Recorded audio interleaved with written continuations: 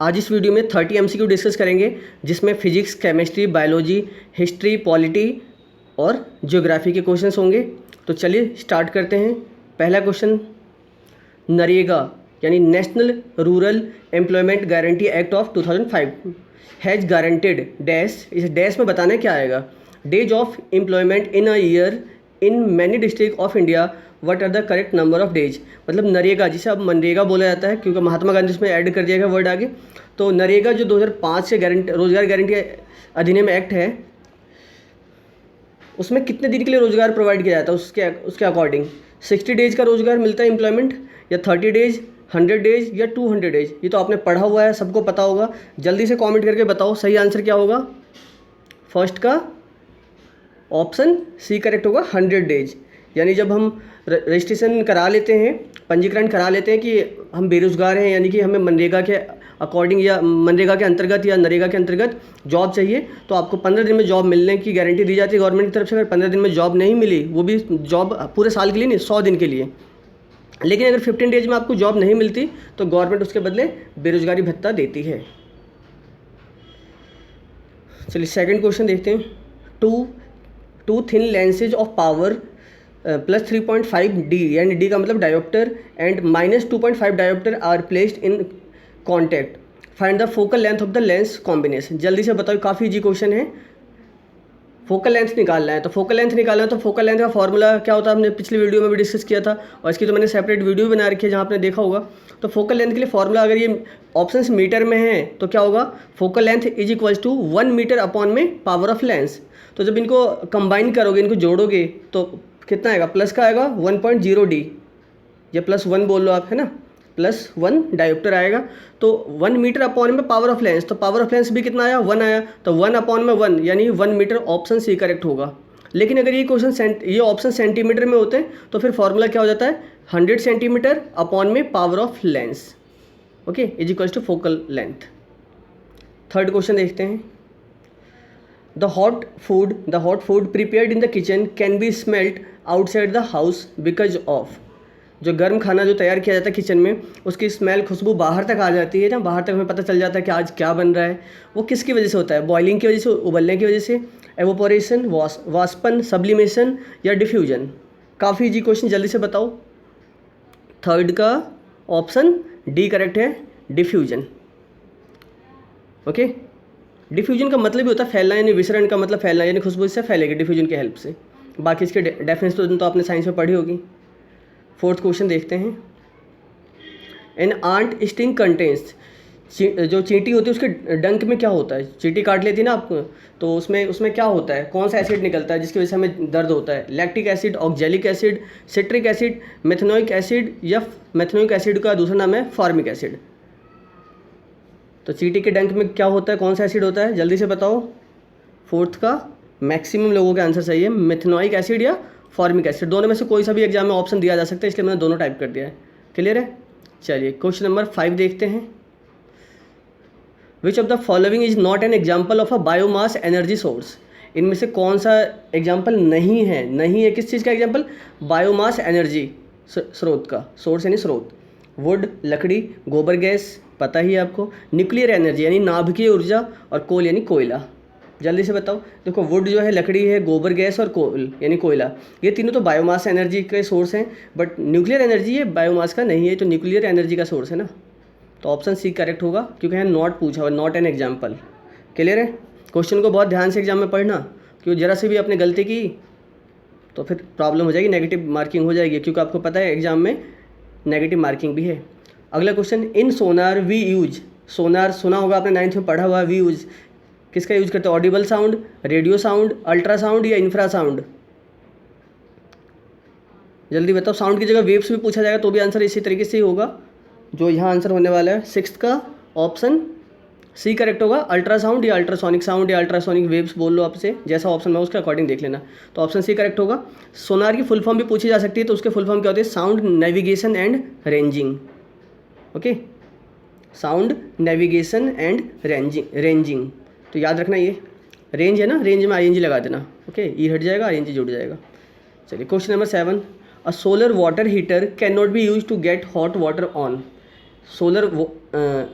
Solar water heater है, मतलब कि पानी गर्म करने का, जो सूर्य की ऊर्जा से चलता है, सौर ऊर्जा से चलता है।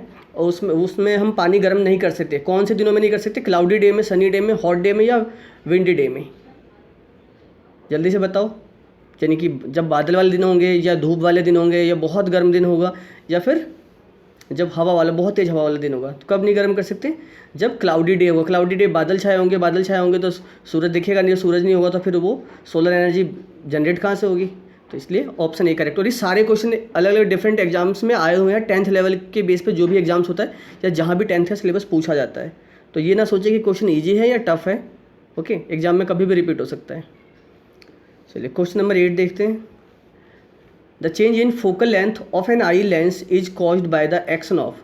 फोकल लेंथ में जो चेंज होता है, आंखों के जो फोकल लेंथ में जो बदलाव आता है ना, आंखों के लेंस के जो फोकल लेंथ में बदलाव आता है वो किसकी वजह से होता है? प्यूपिल या रेटिना, सिलियरी मसल या आइरिस? जल्दी बताओ, काफ़ी इजी क्वेश्चन है ये। रेटिना तो पता ही आपको, जहाँ पे इमेज बनती है, तो रेटिना तो होगा नहीं, प्यूपिल और आइरिस, और बचा तीसरा सिलियरी मसल। तो ऑप्शन 3 करेक्ट है, सिलियरी मसल। क्लियर है? चलिए क्वेश्चन नंबर 9 देखते हैं। At the time of a short circuit the current in the circuit. जब शॉर्ट सर्किट होता है, देखा होगा अपने घरों में, या नहीं देखा तो बहुत अच्छी बात है, बट सुना तो होगा। तो उस समय करंट कैसा होता है? करंट यानी वेरी कॉन्टिन्यूसली, यानी वेरी करता है, बदलते रहता है, कभी ज़्यादा होता है कभी कम होता है। या फिर सेकंड ऑप्शन है इंक्रीज हैविली, बहुत ज़्यादा बढ़ जाता है। या थर्ड ऑप्शन है रिड्यूसेस सब्सटेंशियली, मतलब कि बहुत ज़्यादा घट जाता है। या फिर ऑप्शन 4 है डज नॉट चेंज, बिल्कुल भी नहीं बदलता। तो शॉर्ट सर्किट होता ही है कि इस वजह से जब करंट जो होता है ना बहुत ज़्यादा बढ़ जाता है। तो ऑप्शन बी करेक्ट होगा, इंक्रीजेज हैविली। ओके, चलिए क्वेश्चन नंबर 10 देखते हैं। What is the aim of Sarva Shiksha Abhiyan? सर्व शिक्षा अभियान का लक्ष्य क्या है? 4 ऑप्शन है, जल्दी से कमेंट करके बताओ। To promote elementary education to women, to provide elementary education to the rural poor, to provide elementary education to all children in the age group 6 to 14 years, और ऑप्शन डी है to provide elementary education to the urban poor. काफ़ी easy है, जल्दी से बताओ, इसके हिंदी बताने की जरूरत नहीं है, आप ऐसे ही बता दोगे। तो सर्व शिक्षा अभियान जो है उसका एम क्या है? 6 से 14 साल के बच्चों को मुफ्त शिक्षा यानी प्राथमिक शिक्षा देना। तो ऑप्शन सी करेक्ट होगा। क्लियर है? चलिए क्वेश्चन नंबर 11 देखते हैं। Rocket works on the principle of conservation of. Rocket जो वर्क करता है वो कौन से प्रिंसिपल, कौन से सिद्धांत पे वर्क करता है? मास, एनर्जी, चार्ज या मोमेंटम? मास द्रव्यमान होता है, एनर्जी ऊर्जा, चार्ज पता ही आपको, और मोमेंटम को इंग्लिश में बोलते हैं शायद गति होता है, आई थिंक, यस। तो 11th का कौन सा होगा? ऑप्शन डी करेक्ट होगा, कंजर्वेशन ऑफ मोमेंटम। चलिए क्वेश्चन नंबर 12 देखते हैं। A particle is moving on a circular path. एक पार्टिकल, एक वस्तु है जो सर्कुलर पाथ पर मूव कर रही है, ऑफ रेडियस आर, जिसकी रेडियस कितनी है? R. Its displacement after 1 revolution. तो डिस्प्लेसमेंट कितना होगा? एक चक्कर लगाने के बाद डिस्प्लेसमेंट कितना होगा? डिस्प्लेसमेंट का मतलब विस्थापन। तो डिस्प्लेसमेंट क्या होता है? Shortest distance between 2 points. तो जब हम सर्कुलर पॉइंट पे, किसी भी सर्कुलर ट्रैक पे या पाथ पे हम जब किसी भी पॉइंट से, ए पॉइंट से या कहीं से भी स्टार्ट करेंगे और दोबारा पूरा चक्कर लगा के हम वहीं पे आ जाएंगे, तो डिस्प्लेसमेंट तो एक्चुअल में कुछ हुआ ही नहीं। तो आंसर क्या होगा? ऑप्शन सी यानी 0। ओके, चलिए क्वेश्चन नंबर 13 देखते हैं। During summer water kept in the earthen pot becomes cool because of phenomenon of. गर्मियों में क्या होता है कि जो मटके में हम पानी रखते हैं वो ठंडा हो जाता है, वो किसकी वजह से होता है? डिफ्यूजन की वजह से, ट्रांसपिरेशन, ऑस्मोसिस या एवोपोरेशन? जल्दी से कमेंट करो, काफ़ी इजी क्वेश्चन और ये पढ़ा हुआ है आप लोगों ने सबने। 13th का ऑप्शन, यस, काफ़ी लोगों ने सही बताया, ऑप्शन डी करेक्ट होगा, एवोपोरेशन, वाष्पन की वजह से। चलिए क्वेश्चन नंबर 14 देखते हैं। Energy stored in respiration. Energy stored in respiration, option ये है, पहला ऑप्शन है in the form of ADP, in the form of ATP, in the form of NADP, in the form of pi. तो ये तो almost सबका answer सही आ रहा है, बिल्कुल। ऑप्शन बी करेक्ट होगा, in the form of ATP. ATP की फुल फॉर्म क्या होती है? एडिनोसिन ट्राईफॉस्फेट, फुल फॉर्म पूछी जा सकती है एग्जाम में। और एडीपी की होती है एडिनोसिन डाईफॉस्फेट, याद रखोगे। चलिए क्वेश्चन नंबर 15 देखते हैं। The mangrove forest of Ganga delta are known as. Mangrove वन जो है, जंगल जो है of Ganga delta are known as, किस नाम से जाना जाता है?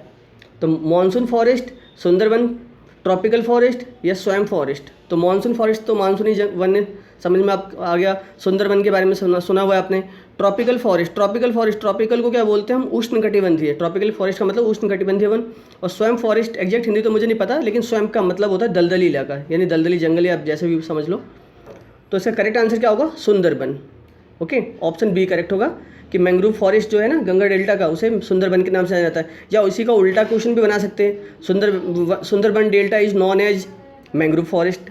ओके, चलिए क्वेश्चन नंबर 16 देखते हैं। डिफॉरेस्टेशन रिजल्ट्स इन, डिफॉरेस्टेशन का मतलब होता है वन उन्मूलन, वनों को हटाना, जंगलों को काटना।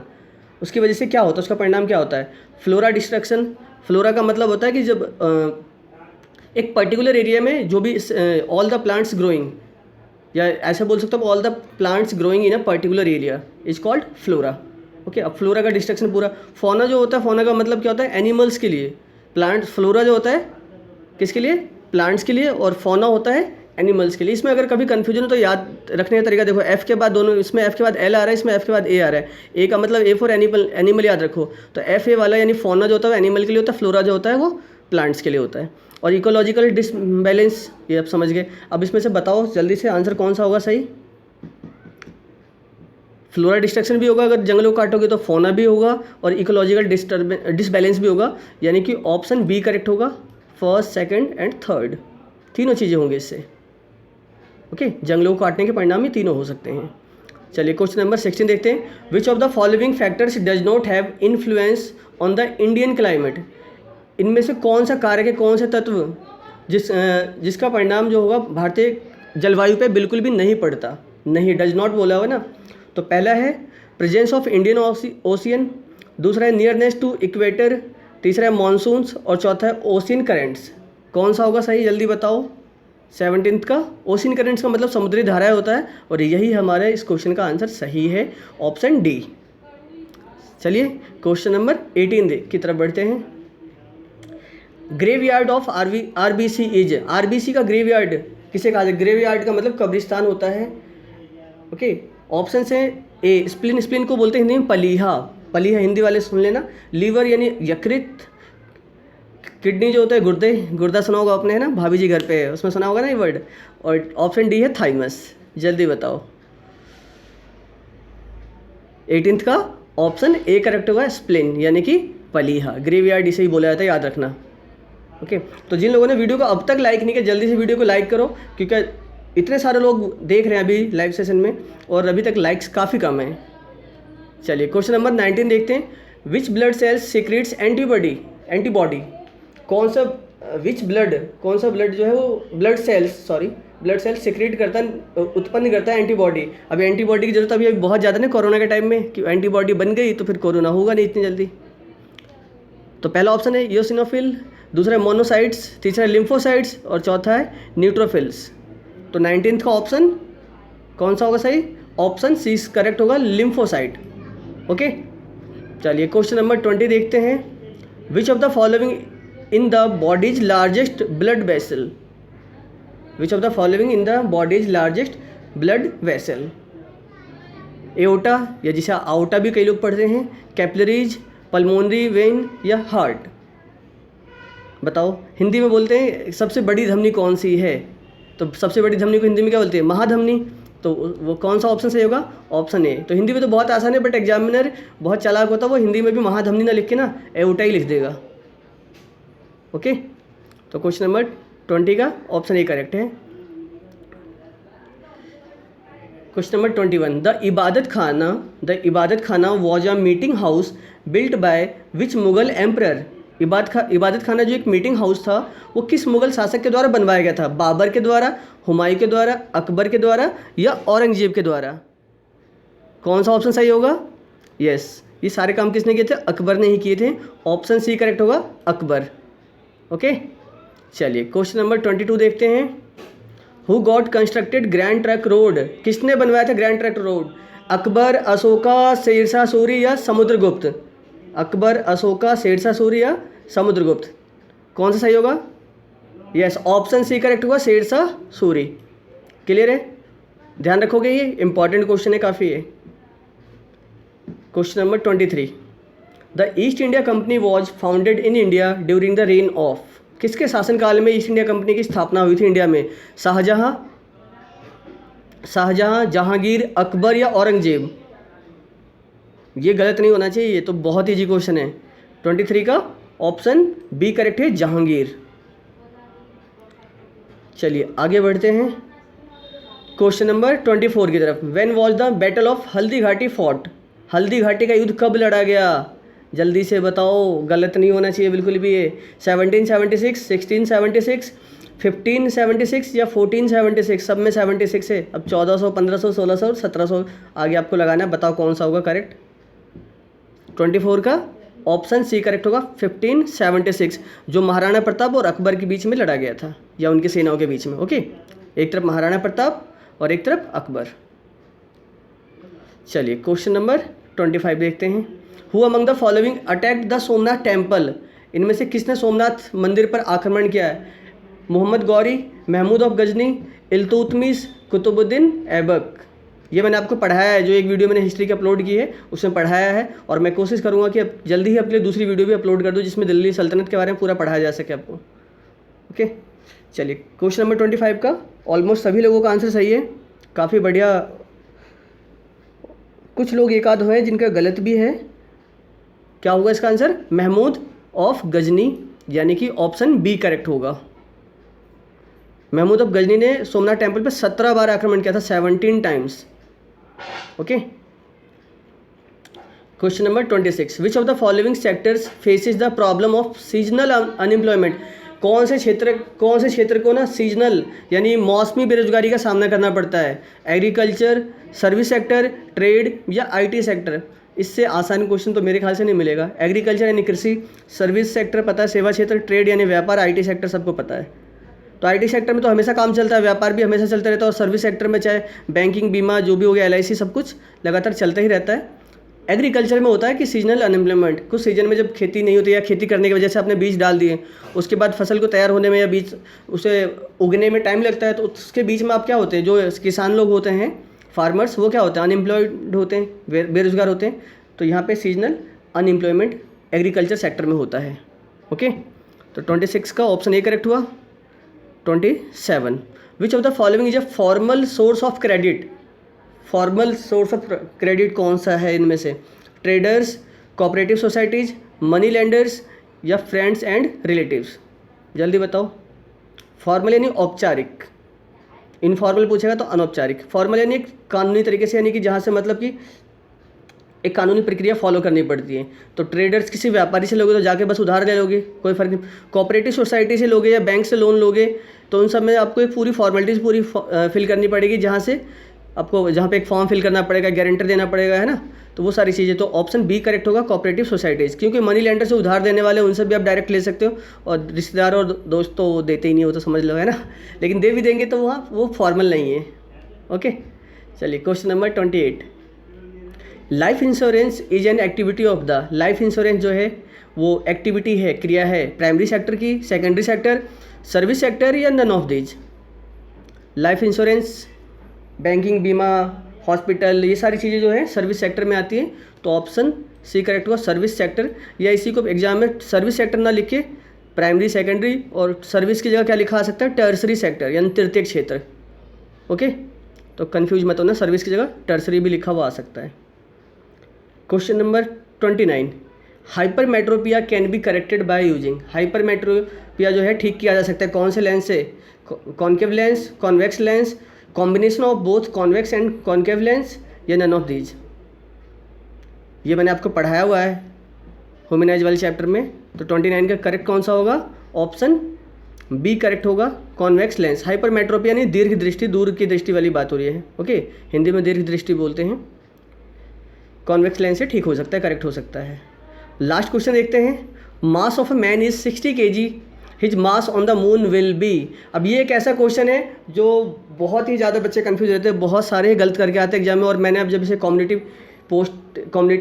पे पोस्ट किया तो वहाँ पे भी आप देखोगे कि वहाँ पे जब पोल कराया तो उसमें भी बहुत सारे बच्चों ने आंसर गलत दिया है कि मास के बारे में बोला गया कि एक आदमी का मास द्रव्यमान जो है चांद वो कितना है, एक आदमी का मास 60 kg है, तो उसका मास मून पे कितना होगा, चांद पे।